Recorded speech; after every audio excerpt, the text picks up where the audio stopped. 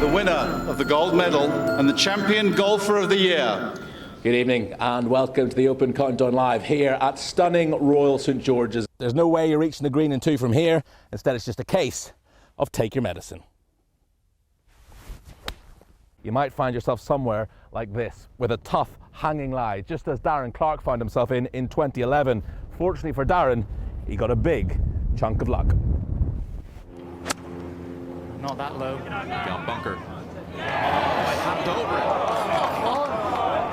Oh, look at this now. Went for the green with 2-iron in hand and got it horribly wrong.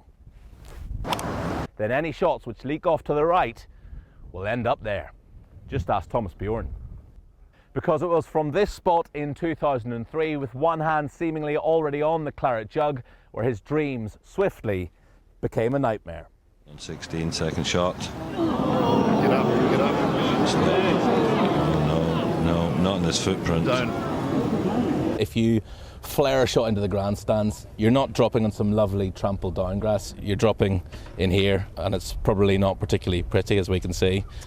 No, not all exactly. I mean, you'd want to try and stay away from it. This is the walk that they will all make along this bridge. One final glance at the 18th over there, and then down this staircase. Bit of fruit for the players to keep them going during the round. Bit of chocolate as well, if that floats your boat. And then finally out here, and there will be fans surrounding this first tee box. The claret jug will be sitting on this plinth. It's not here right now, it's been tucked away for the night. Radar walked 36 holes yesterday, that's 8 miles. That's a long way to walk, so I'll tell you what, Radar, come on, you have a little seat here, just for a few minutes, because this is not a bad spot to watch some tee shots. My driver. On the first hole. It's no good. The huge shop behind me here, that has done some business this week. Already sitting enjoying the golf on the big screen here. You got your ice cream van over there, grabbing your coffee, much needed caffeine hit before you head out on the long walk around the course. But it is another glorious day here at Royal St George's. Blue sky, sun shining. Make sure you keep your sun cream on.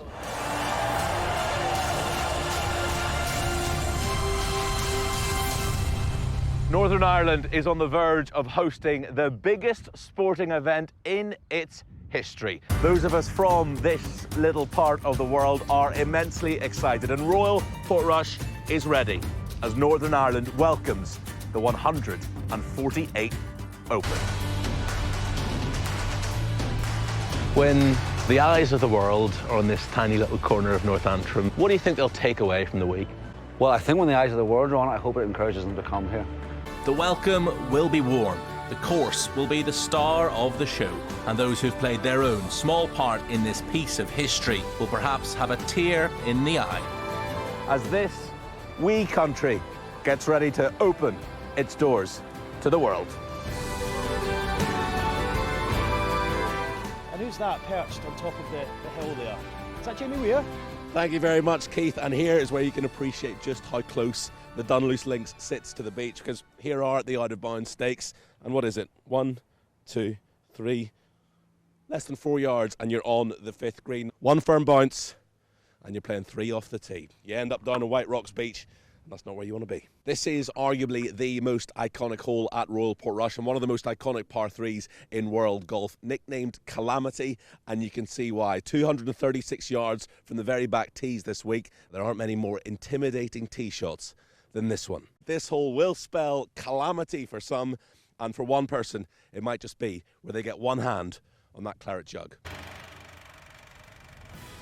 Welcome to the stunning surrounds of Royal Portrush on the shores of the Atlantic Ocean and home of the 148th Open Championship. It is, without doubt, one of the most challenging and spectacular links courses in the world. Yes, good evening. Welcome to Royal Portrush. For the first time in 68 years, the Open returns to little old Northern Ireland. The home favourite, Rory McIlroy, will be hoping to win a 5th major at the course where, at the age of just 16, he shot a course record 61. In around half an hour's time, the champion golfer of 2011 will descend these steps and make his way onto the first tee box to hit the opening shot of the 148th Open Championship. Yes, the man who lifted this, the claret jug, back in 2011, will have the honour of hitting the first shot at his home club. There must be something in the water here in Ireland that brings out the best in you. You know, I've heard the theory many times. A lot of people think it's the Guinness.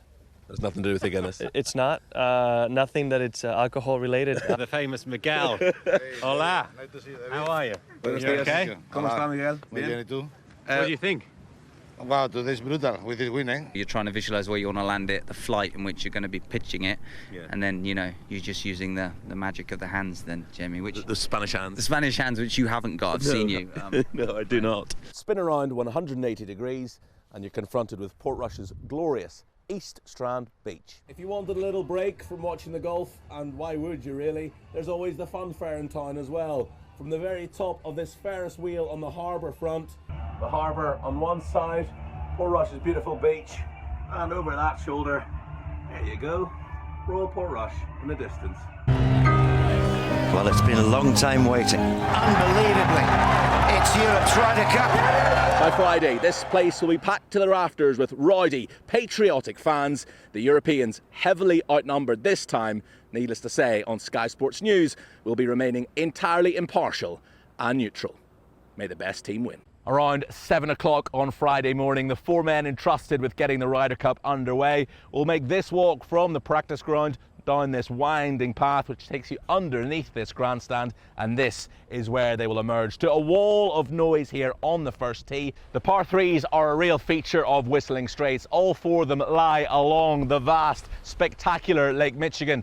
The hole is called Snake, and you can see why as it slithers its way between 2 lakes. Those brave enough to go for the green in 2 will face a long carry over water to a shallow green with no room for error. It's a case of guts and glory at the 5th. Not all matches will make it this far, and more's the pity, because 18 is one of the most spectacular closing holes in golf. It is magnificently named Diabolical after the course's architect Pete Dye, and the tee shot is pretty frightening. A vast expanse of sand dunes to the left, a little slither of fairway to the right, and if you think that's scary, then the approach will really give you the heebie-jeebies. A natural amphitheatre will provide a cauldron of noise. Who will be the man standing over that decisive putt? Hello and welcome to Whistling Straits. Good afternoon from Wisconsin. Good evening to you back in the United Kingdom. The 43rd Ryder Cup is almost upon us. The fans are ready and so are we. Tomorrow at 1:05 p.m. your time, the first tee shot of the 43rd Ryder Cup will be struck.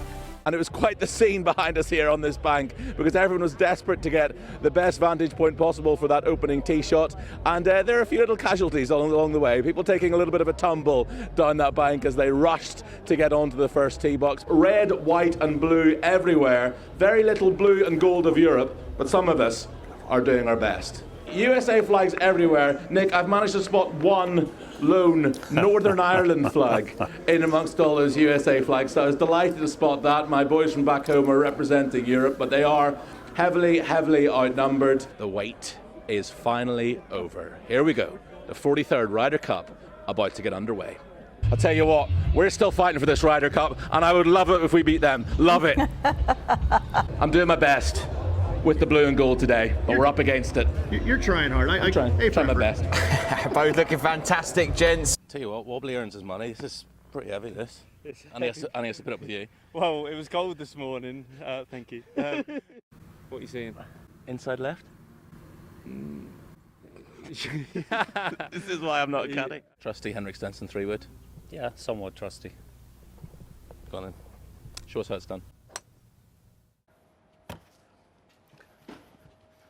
I'm going to finish the news. Done. Jamie Weir. He's got nothing.